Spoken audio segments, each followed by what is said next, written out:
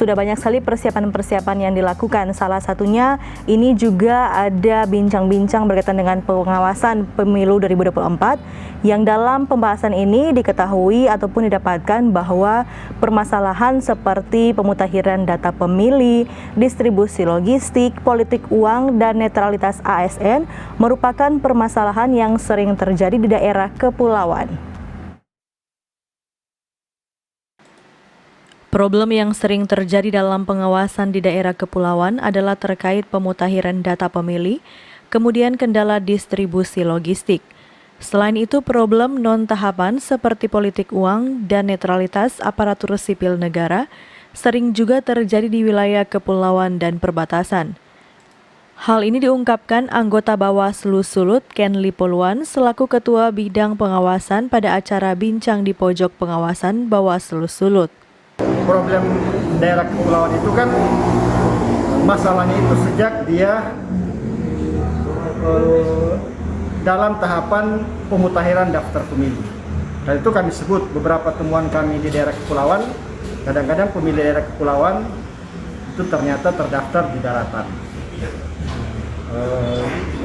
Dalam tahapan distribusi logistik juga terjadi demikian, karena ada kendala-kendala teknis dalam soal distribusi, terutama di pulau-pulau pinggiran ya, atau daerah pulau perbatasan.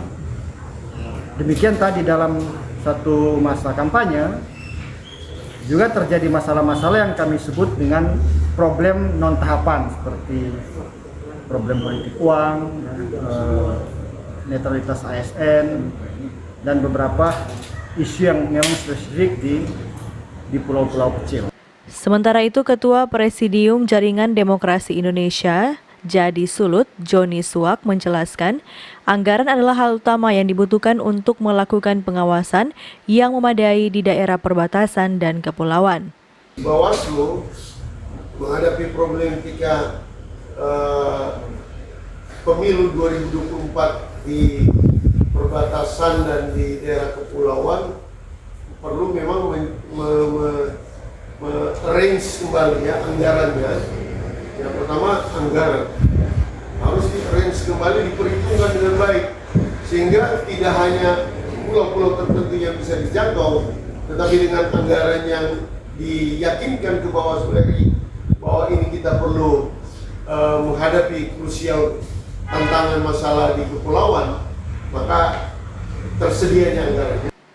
Selain anggaran, pelatihan serta bimbingan teknis bagi SDM pengawasan di daerah kepulauan harus betul-betul dimaksimalkan agar dapat menciptakan pengawasan yang berkualitas dan berintegritas pada pemilu 2024 nanti. Paul Bawole melaporkan untuk Kawan Nua TV.